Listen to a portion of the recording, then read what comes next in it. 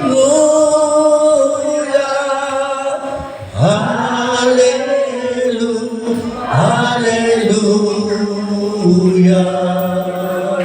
Hallelujah. Hallelujah. Tayo po ay manalangin. Sa ngalan ng Ama, ng Anak at Espiritu Santo. Amen. Dakilang Diyos na makapangyarihan sa lahat. Sa pangalan ni Jesus, salamat po o nga. Sa umagang ito at sa araw nito, O Diyos, paunahan mo kami sa lahat ng aming gagawin. Panginoon, ang karunungan mo nawa na siyang magpala po sa amin. I-guide mo kami, i-endam mo ang aming isipan, ang aming mga puso, upang ang lahat ng mga salita mo, O Diyos, na aming mapakinggan ay aming maunawaan. At lahat ng ito, O Diyos, ay aming mapakinabangan. Pagpalain mo po, O Diyos, ang iyong mga salita sa bawat iyong mga nararito, Panginoon. Pagpalain mo rin lugar lahat ng gawain mo all over the Philippines, all over Asia, and all over the world. Father God, we just thank you. And we give you all the praise and all the joy and all the glory and honor. And Jesus Christ, by the name we pray. And everybody say, Amen! Amen! Sabihin po natin, Hallelujah! Sabihin natin, praise the Lord! Tingnan mo yung katabi mo. Kapatid, nakahanda ka na ba? Ayan, palakpakan po natin ang Panginoon. Pwede na po tayong makaupo.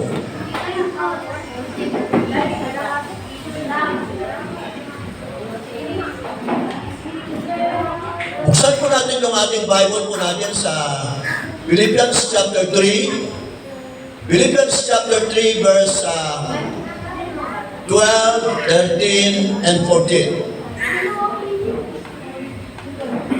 Philippians chapter 3, okay, verse 12, 13, and 14. Okay, nakita na po nyo? Okay, nakita na po nyo? Sabay-sabay po natin masahin. Ang sabi po dito, hindi sa ito'y aking nakamit na at ako'y nagsakdal na, kundi nagpapatuloy ako upang iyon ang aking maabot. Kung paano ako'y inabot din ni Kristo Jesus. Mga kapatid, hindi ko po inaaring naabot ko na.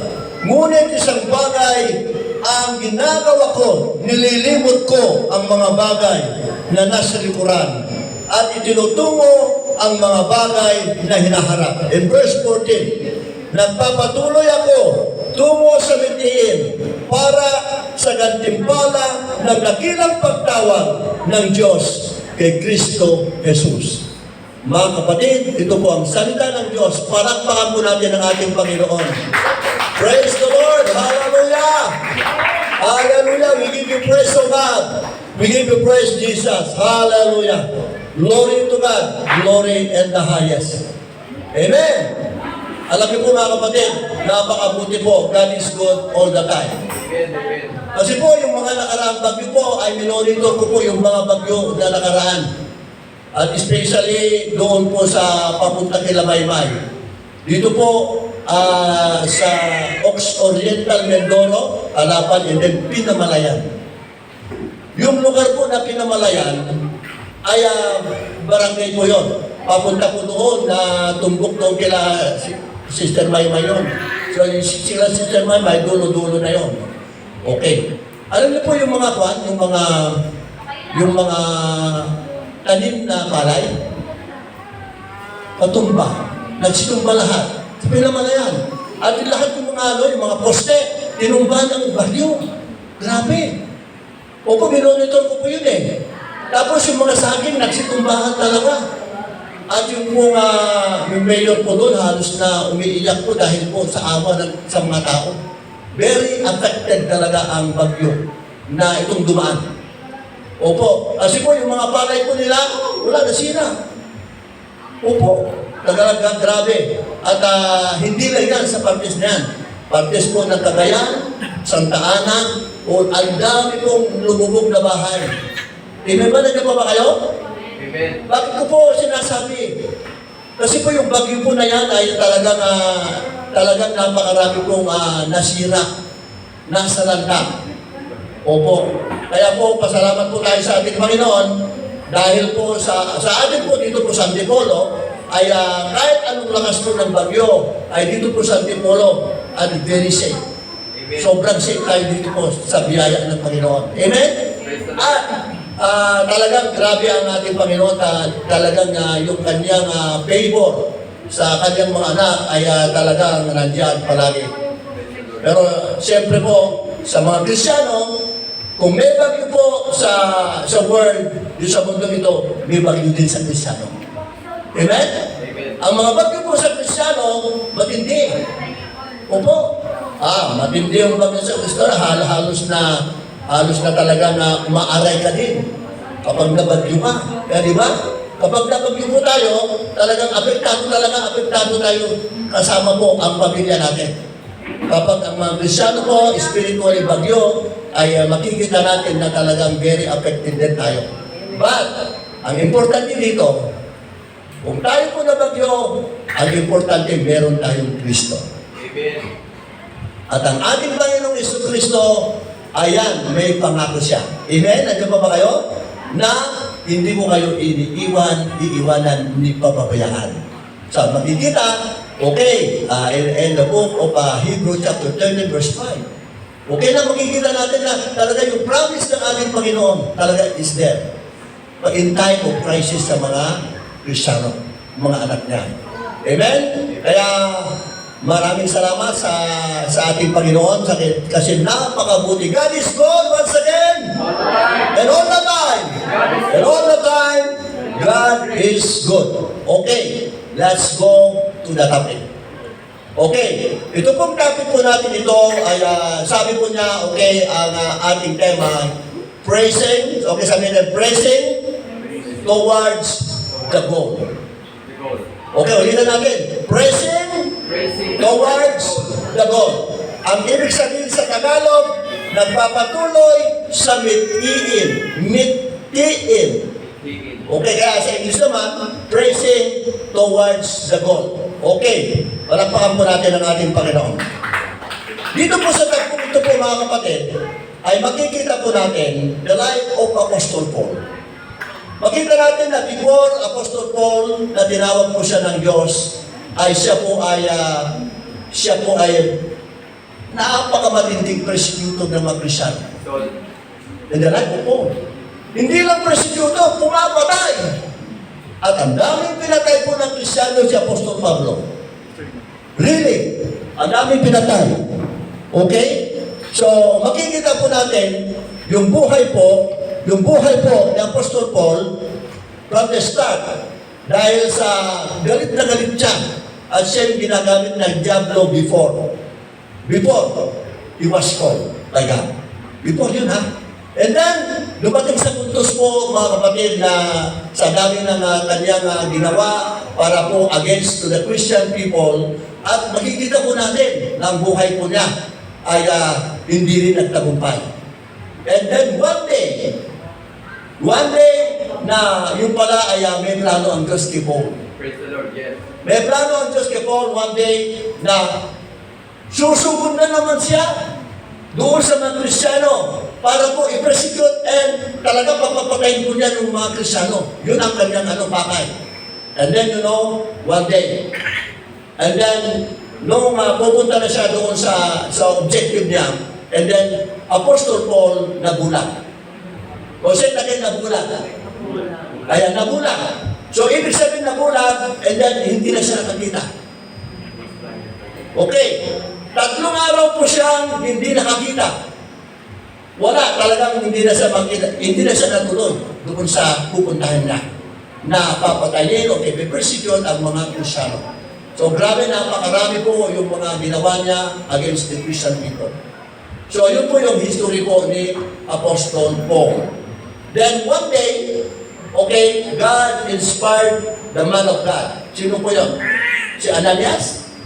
Na sabi ng Panginoon kay Ananias, sabi niya, okay, pumunta ka doon sa bahay, sa lugar na yon at hanapin mo yung si Saul. Kasi si Paul, hindi po Paul ang pangalan niya una. Saul. Say it again, Saul. Ayan. The original name of Paul is Saul. So ito po, ngayon po, dumating sa ko na yun. Sabi niya, okay, pumunta ka doon to Hansen. So that manumbalik yung kanyang side at makakita ulit. At siya po ay tinawag ko. Sabi niya, yes Lord, sabi po ni Paul. And that is the vision of the people of God, the Ananias. So pumunta po immediately sa Ananias and then lay hands Paul. And then Paul, okay, he received his sight once again. Nakakita na siya. And then nakakita na po siya, and then yung pala may plano na po ang Diyos sa kanya.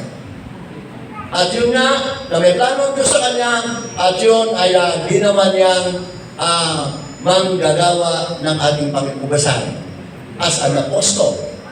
Kasi ang apostle, ayan, yun po ang tawag po sa kanya. Then, ito na ang problema. Nung tinawag po siya ng Panginoon, ito naman, siya naman, yung pinipersecute. Balita, di ba? Kaya sabi na, kung ano yung ginawa mo, kung ano yung itinanim mo, Siya kainin. may aanihin ka. Tama, nandiyan ba kayo? Amen. Kaya po yung itinanim niya, umani din. O nung siya na po yung tinawag po ng Diyos, grabe, ay umani niya din siya. Talagang marami na nagpe-persecute sa kanya until one day na yung mga Hudyo ay gustong patayin siya. Amen? At maraming mga pagsubok na dumating sa kanya, okay, nakagat siya ng ahas, okay, ang dami. Sa paglilingkod ni Paul, napakarami. And then, one day, ano nangyari? Pinuli na naman siya. Pinuli siya kasama si Silas, yung kanyang disciple. Okay? And then, anong nangyari? Anong ginawa po nila kay Paul? They put them in jail. Okay? Dahil lang po sa pangangaral ng salita ng Diyos. And that is the purpose. Ngayon, mapalad po tayo ngayon today. Kasi po, tayo po ay malaya na nagpapahayag ng salita ng Diyos. But then, ang problema po ay hindi po malaya ang mga lingkod ng Diyos na humayo. Kasi nandun pa po yung wala po silang focus doon po sa pinagagawa sa kanila ng Panginoon. Amen? Nandiyan ba kayo? Amen. Ayun ang problema. Opo. Kaya po, mga kapatid, dito po sa tagpong ito, makikita natin. Si Paul, maraming persecution, okay, itinanim niya, iwanin siya. Kaya dumating sa puntos na yung kanyang buhay, si Apostol Pablo, naranasan niya, makikita natin. Pinapaliwanag ko po kasi ito, kasi similarity yung ating buhay. Yung buhay po natin ay ugma. Dito po sa ugma, ni Paul, sa buhay po ni Paul. Sabi niya, okay, basahin po natin in verse 12. Sabi niya in verse 12, sabi niya, hindi na ito'y aking nakamit na ako'y sakdal na, kundi nagpapatuloy ako upang yan ang aking maabot kung paanong ako'y inabot din ni Kristo. So, anong ibig sabihin po? So, yung mga pagsubok na dumating kay Paul, ay, ang sabi po niya, ay, hindi ako perfecto. Hindi ko na sinasabi na marunong na ako. Okay, perfecto na ako. Pero, meron siyang sinabi na, yung kanyang focus is there. Binago niya yung kanyang focus, na yung kanyang focus is to continue. Nagpapatuloy. Yung po yung kanyang ginagawa. Kasi alam niyo sa buhay po natin, mga kapatid, in time of crisis, the Christians today, marami pong mga pagsubok. Sa ating mga buhay, hindi po lingid sa mga pastor, marami na rin po mga pastor na nagpapackslide, na nawawala rin sa gawain, at nag-focus na rin sila sa sa iba't ibang mga networking, di ba? Ang dami. Oo, ang dami na nawawala na because marami silang na-experience na pagsubok sa buhay nila. Bakit?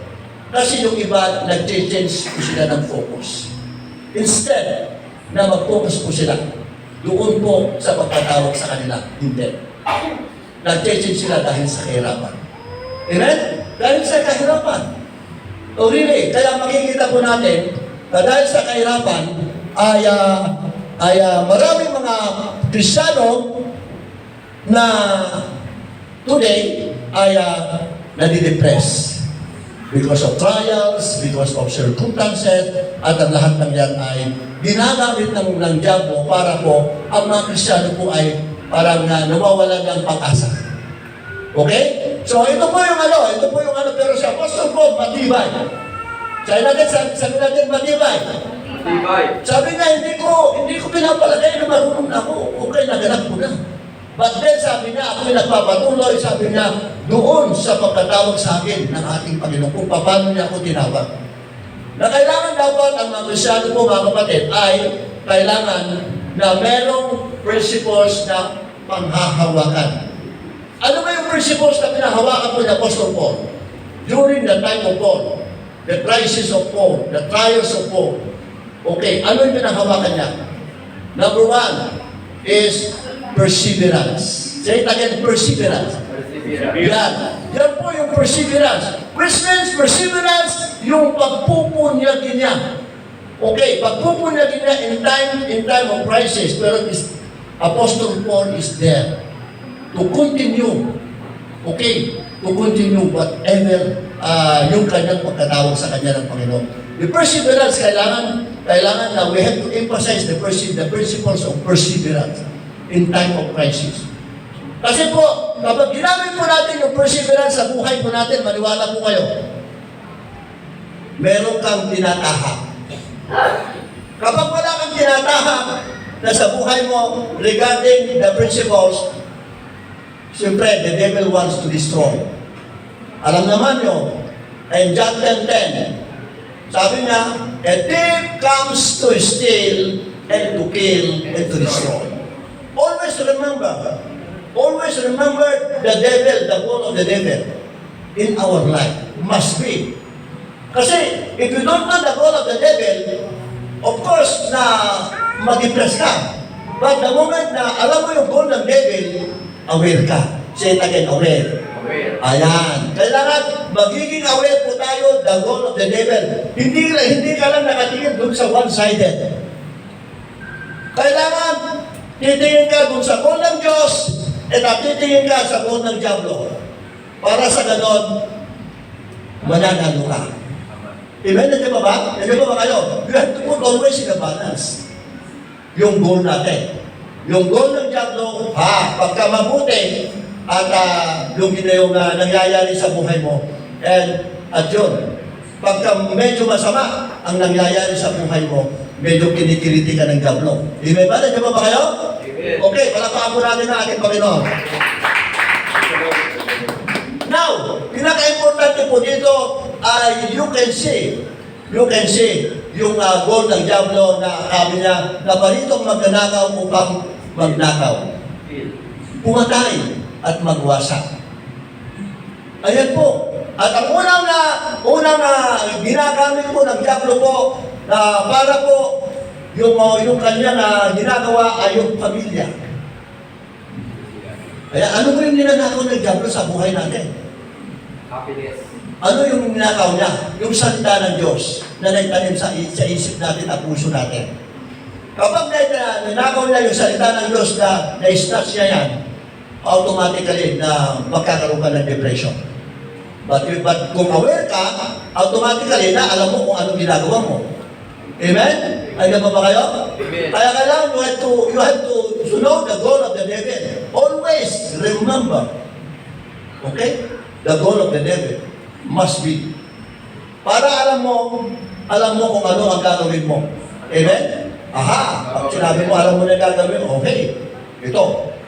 Gawa ng Diablo ito. Pagka mabuti, okay, gawa ng Diyos ito. Amen? And then, ito po yung magnakaw, pumatay. Ano pinapatay ng Diablo?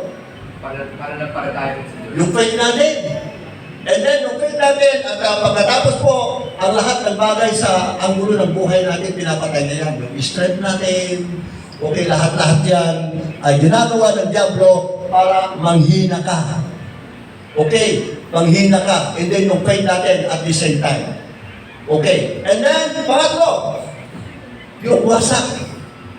Okay, unang-una po, ang pinawasak ng Diablo po yung pamilya, yung mag-asawa. Gagawa ng paraan yan, okay, para tirahin ng mag-asawa at yung mag-asawa na yan ay para ma-discourage sila. Okay, away, and then pagkatapos yung kahirapan, and then problema, at yan po yung kanyang strategy.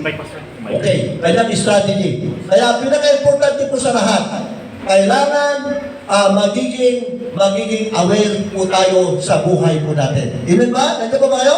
Amen. Kailangan aware po tayo. Opo, hindi lang kailangan yung Kristiyano ngayon ay yung bang ang tawag na doon, Bismarck. Okay, sabihin po natin, Bismarck. Ayan, huwag tayong patay-patay. Kasi kapag patay-patay po tayo ng Kristiyano, hindi ka smart o ba? Lulukuhin ka ng diablo.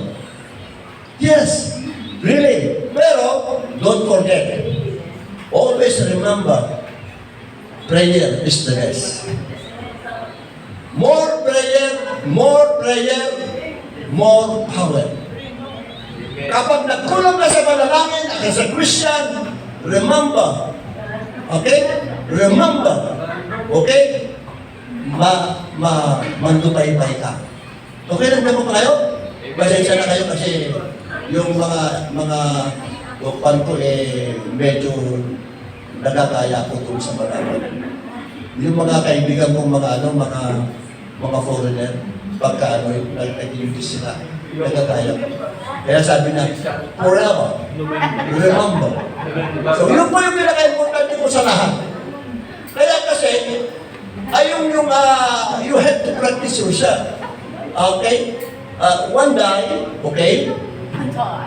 Alam mo yung one day? One day. Hindi ba tayo na? Baka mamaya sabihin mo, isang patay, pero hindi. One day, isang araw, sabi niya. Okay? Natindahan natin? So yung mga bagay-bagay po na gusto po ng Diyos sa buhay po natin, na we have to do it. Amen? Natakuha natin? Okay? Nakuha natin? Yun ang pinaka-importante. Say again, perseverance. Okay, perseverance. So pagpupun natin sa buhay po natin na habang tayo po ay malakas. Okay, nagpapalakas po tayo sa katawan natin, kumakain tayo ng masarap, magpapalakas din tayo ng spiritual. Ano sabi sa Hebrew?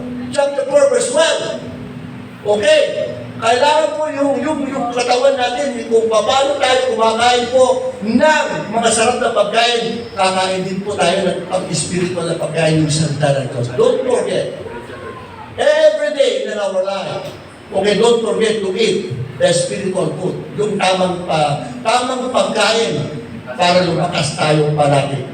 Amen? Okay, basahin po natin in Hebrew 4:12. Ano sabi ko niya? Hebrew 4:12. Okay, basahin natin.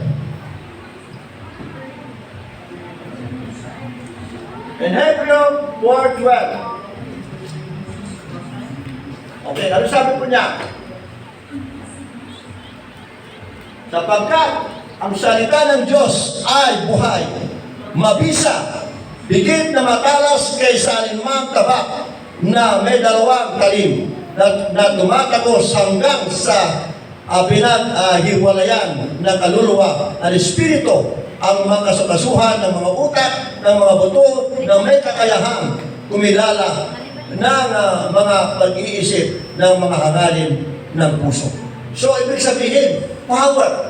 Say it again, power. Powerful. Kapag tayo po ay kumakain po ng salita ng Diyos, araw-araw, na sa ating espiritu na bumumuhay, magiging malakas ka. May kapangyarihan. Sabi mo, may kapangyarihan. Ayan. Malakas ka. Okay, hindi ka maghihina. Okay? Ito natin.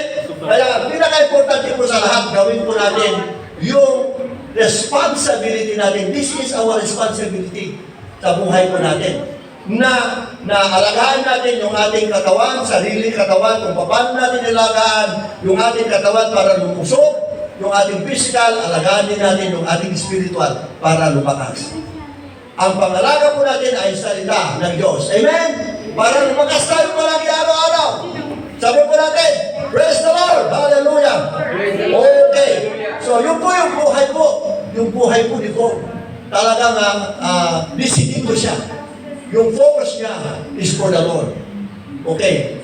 Pwede naman natin gamitin sometimes, okay, yung ano po natin, yung mga oras po natin, ilagay po natin yung oras natin, yung oras sa buhay mo, oras sa pamilya mo, oras sa Panginoon, oras ng pagbabasa, oras lahat ng oras, put always in time. Okay, i-adjust mo. Okay? We have to put adjust always yung time natin. Amen? Nandiyan pa ba kayo? Amen. Okay, pangalawa. Ang sabi po niya, in verse 12, mga kapatid, hindi ko po inaaring naabot ko na. Ngunit, isang bagay ang ginagawa ko, nililibot ko ang mga bagay na nasilikuran, na tinutungo ang mga bagay na hinaharap. Wow! Napakaganda yung salita. Alam niyo, mga kapatid, yung salita ng Diyos, habang hinihintay natin yung pangako ng ating Panginoon, kailangan po natin yung more patient. Say it again, more patient. Yan ang kailangan po natin. Kasi kapag wala tayong pasensya, tandaan po natin, huwag tayong magkapura. Pasensya lang. Yung pasensya, dagdagan mo, sabihin natin, more. More. Sabihin, more. More. Ayan. Kasi po kapag hindi mo dinagdagan ng more, yung patience po natin, pag pasensya lang, kailangan dagdagan natin. Makuubusan ka ng pasensya. Amen? Nandiyan po ba kayo? Yes. Amen? Kaya pag dinagdagan mo ng more, papabitan na. Okay? Nandiyan po ba kayo? Amen. Kaya more patient. Habang hinihintay po natin yung mga pangako ng Diyos, yung mga hinihintay natin sa buhay po natin, kailangan yung more patient sa lahat ng bagay. Alam niyo kung minsan ang mga Kristyano po ay magmamadali. Huwag kang magmamadali. Ang ano po ng ating Panginoon po mga kapatid, always in God's time. A perfect time. Say it again, a perfect time. God's perfect time. Don't make hasty. Always in a perfect time. Yun po ang ano ng Panginoon. Huwag kang magmadali. Time come, darating yun. Opo, darating yun na kapag hindi ka nagmadali, okay, sige, sugod ka, nagsugod. Go and go. Go ka ng go. One day you can see how God it works in your life. Amen. Yes, really. Huwag kang magmadali. Go lang go. Whatever happen. Pag madapa ka, may bangon ka. Amen? Ay ipaprasok-sok ka. Ano gagawin mo? Bangon ulit. Opo, ganun po ang Kristyano. Huwag kang iiyak. Alam mo kung minsan, kailangan kapag umiyak ka, huwag umiiyak ka, nasusuko ka. Don't cry out. Kailangan umiiyak ka, na nagagalak ka dahil nagpupuri ka sa Diyos.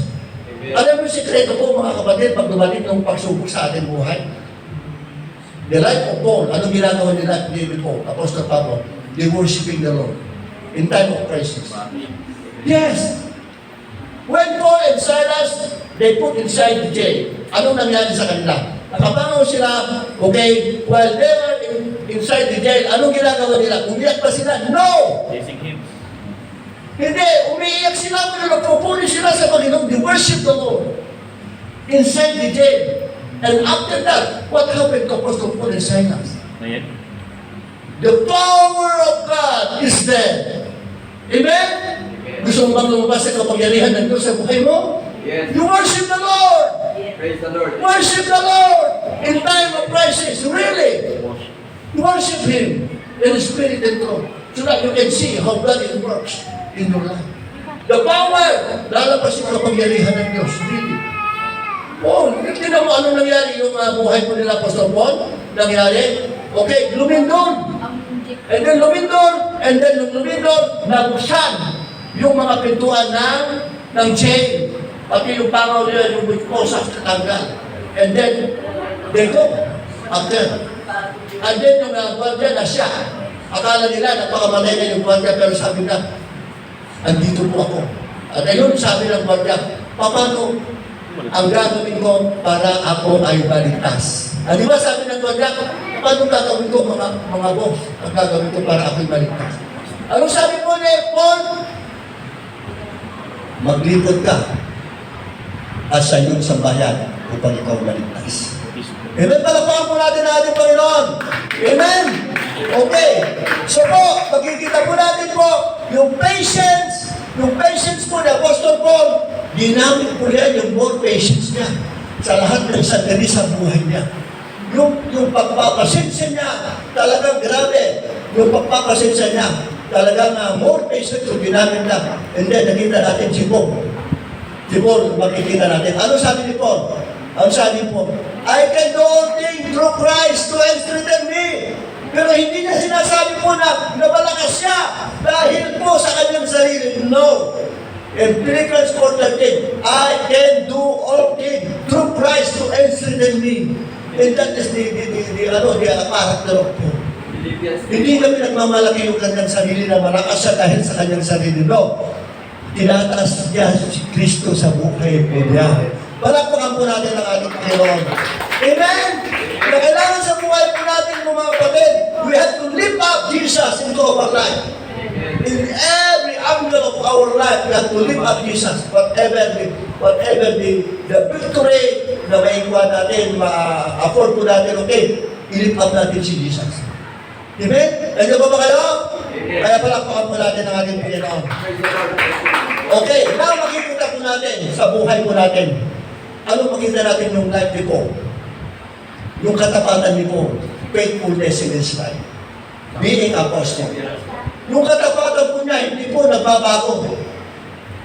Whatever happened, hindi nagbabago yung katapatan ni Paul. Opo, always. Otherwise, in 2 Timothy chapter 2, verse 13, na sinasabi po niya, if you are faithless, he remains faithful. Ayun ang ni Apostol Paul. Sinasabi niya na kahit naman, alam ko naman na hindi kayo tapat eh. Alam ko naman na ang mga tao ay always hindi tapat.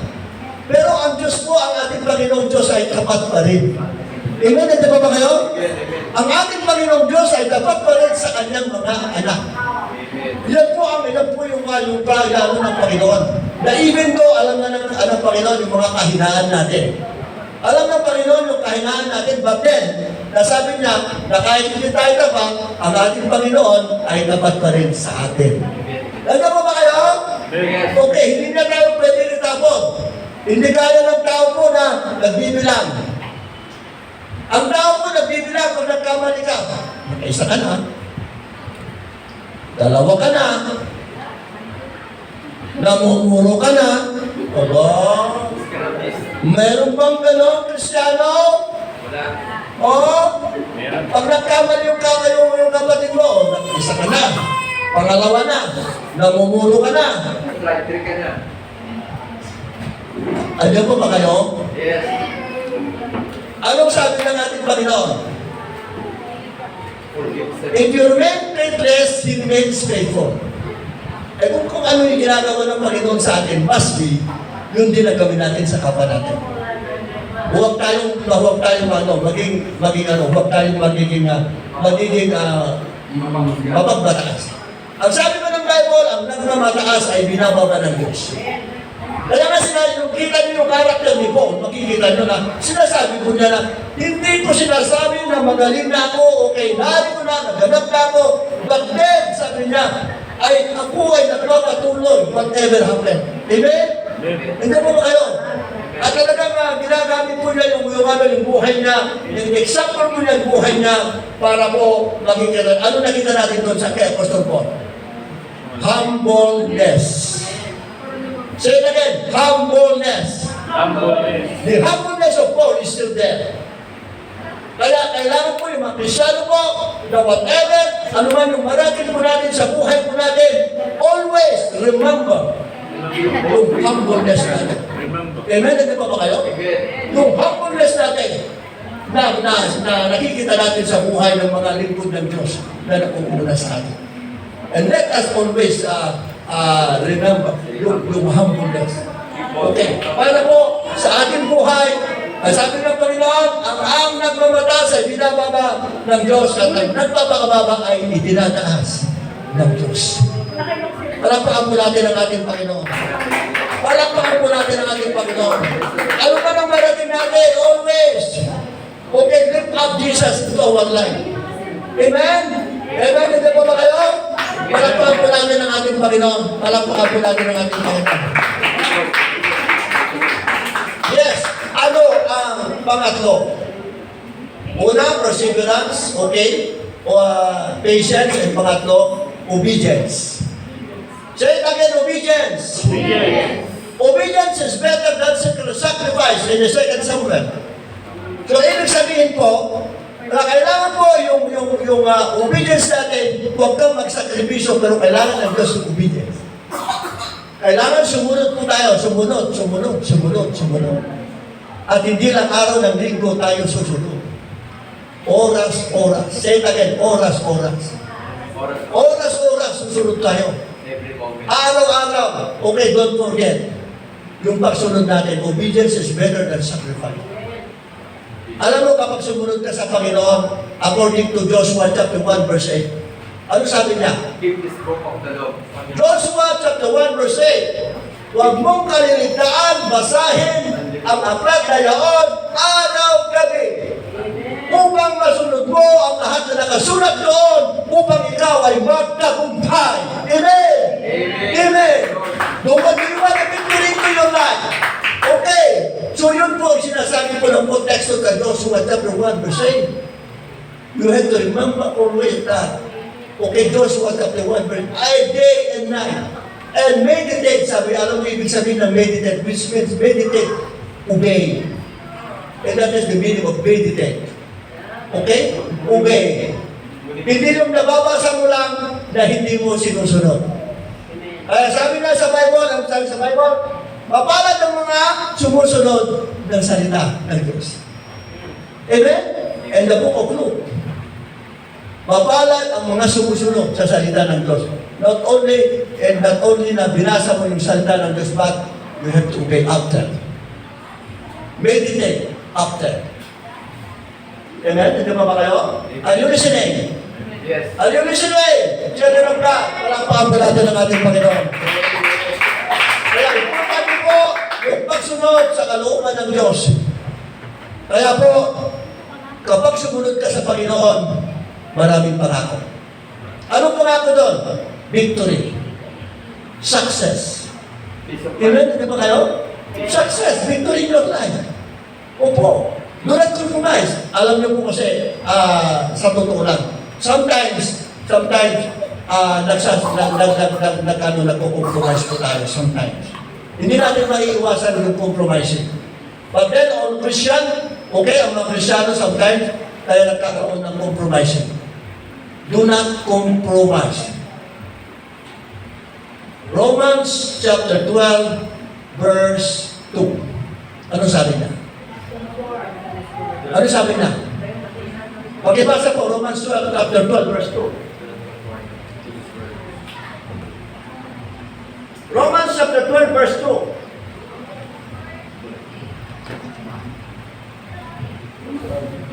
Romans chapter 12, verse 2. Huwag niyong, okay, huwag niyong tularan, sabi niya, ang sanlibutan ito. Sabi niya, kundi magbago kayo. At sa pamamagitan ng pagbabago ng inyong pag-iisip upang mapatunayan ninyo kung alin ang mabuti, kasiyasiya at lubos na kalooban ng Diyos. So which means, do not compromise. Change your mind. Change yung isip natin at saka yung character natin. Do not compromise. Kasi kapag nag-compromise tayo, and that is the time na yung blessing ng Panginoon mabibreak yun. Imbes na malapit yung yung blessing ng Panginoon, mabibreak yun because of compromising. Makahadlangan. Okay, sabi natin hadlang. Okay, kaya huwag tayong mag-compromise whatever happen. You have to pursue. We have to pursue ourselves to obey whatever the Word of God is saying. So, do not compromise. Do not compromise. Okay? So, yun yung pinaka-importante sa lahat. Do not compromise. Ang lahat ng yan ay gagawin po natin na galing sa ating mga puso. And verse 1, makikita natin ni verse 1, Romans verse 1, ano sabi na? 12 verse 1. Okay, ano sabi na? Okay. Basahin natin, Romans 12, verse 1. Kaya nga mga kapatid, sinasabi ko sa inyo, alang-alang sa mga kahabagan ng Diyos, ang inyong ialay, ang inyong mga katawan na isang handog na buhay, banal at kasiyasiya sa Diyos, na siyang inyong makatwirang paglilingkod. Okay? Yung pinaka-importante, ialay daw natin yung ating buhay as a living sacrifice.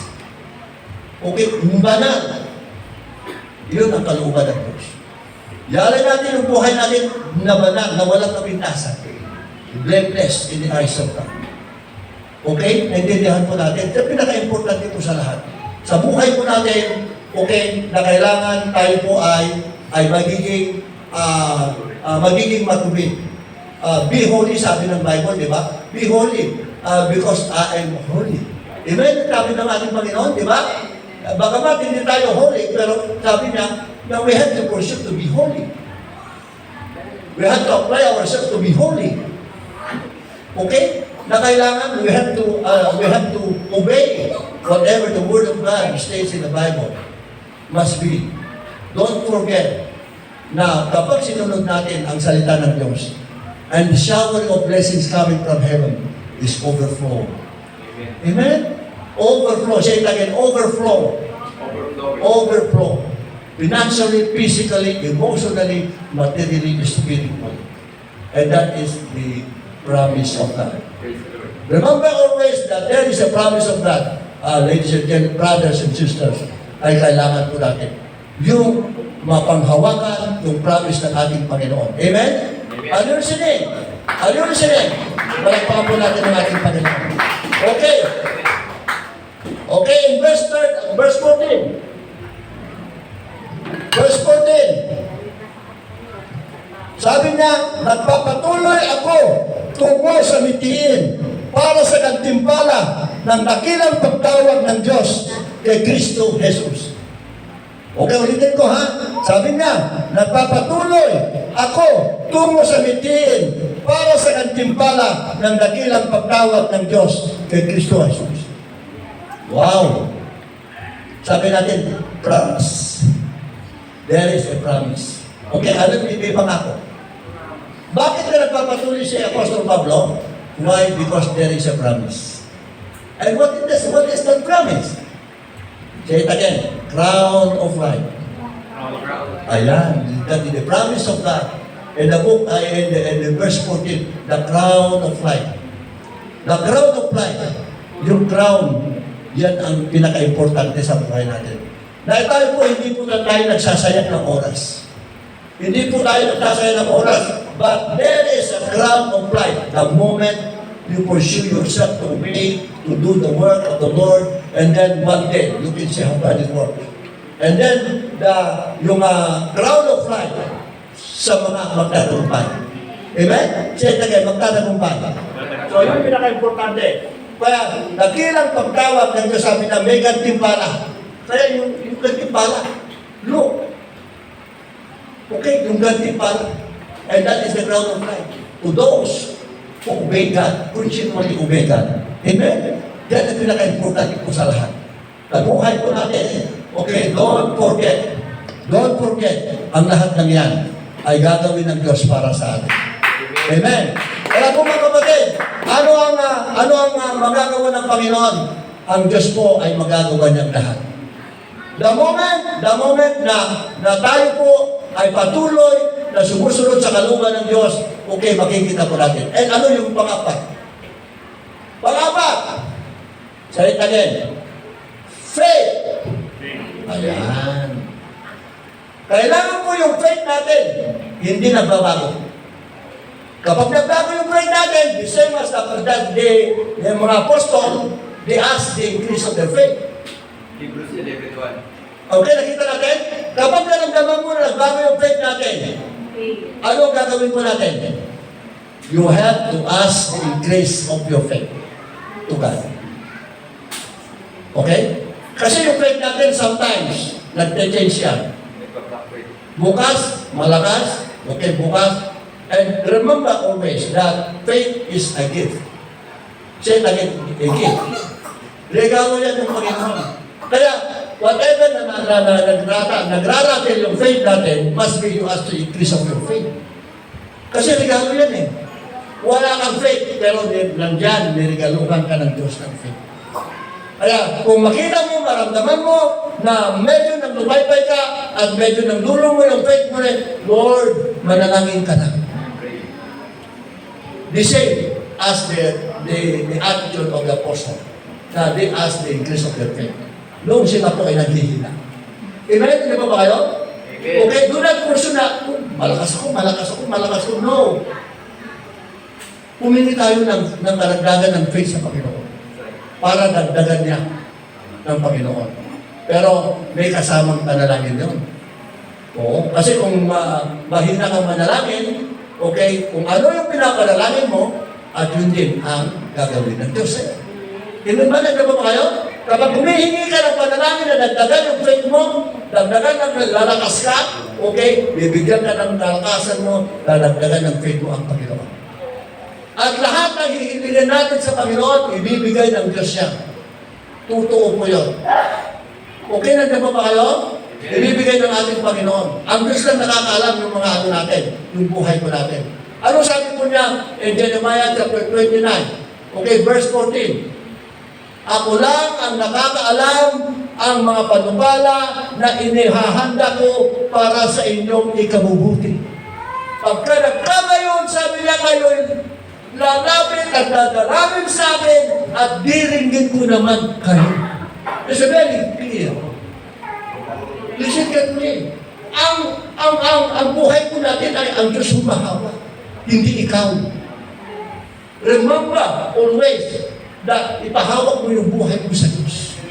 Na hindi ikaw ang hahawak sa buhay mo. Yun ang gagawin mo natin. Ipahawak natin, Lord, hold my life.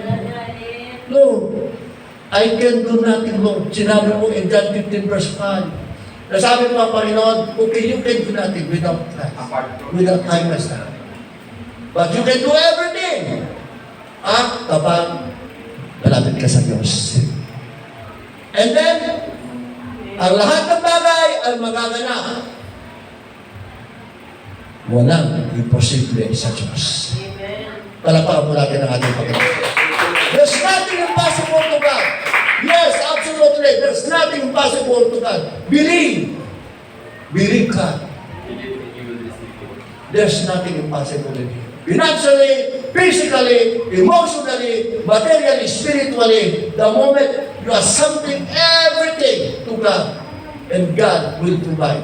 Amen. Because our God is a great provider. Amen! Amen! Yes! The great provider. Yes, really, absolutely. Our God is a great provider.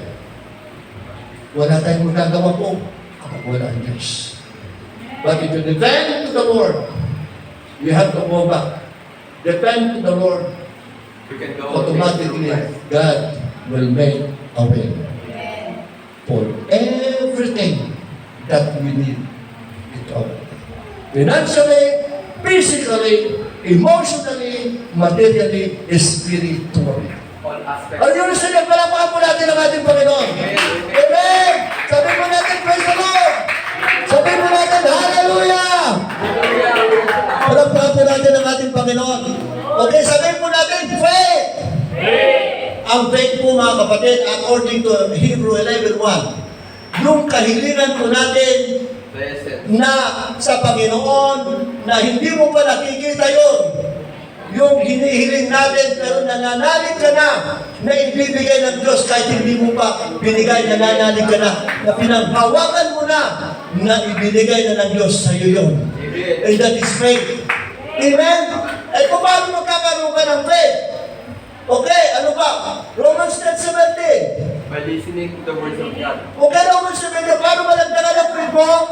Okay, sabi sa Romans 10:17, ano sabi niya? It comes from hearing. Ang pananampalataya ay bunga ng pagkikinig ng salita ng Diyos. Romans 10:17. Palakpakan po natin ang ating Panginoon. Yes. Kapag nakinig ka sa salita ng Diyos, nagbasa ka, and then your faith, little by little, from faith to faith, and glory to glory. But you can see na lalaki yung faith mo sa Panginoon. And then, ano yung listening? Children of God. And then, yun ang pinaka-importante po sa lahat ng bagay. Okay, ang lahat ng yan magaganap sa pamamagitan ng ating Panginoon na siyang magsasakdal sa lahat ng bagay. Amen? Nagkapa ba kayo? Kaya po mga kapatid, kung mga ano sabi po niya, in Philippians chapter 4:19, okay, please read in Philippians 4:19. 4:19, ano sabi po niya? 4:19.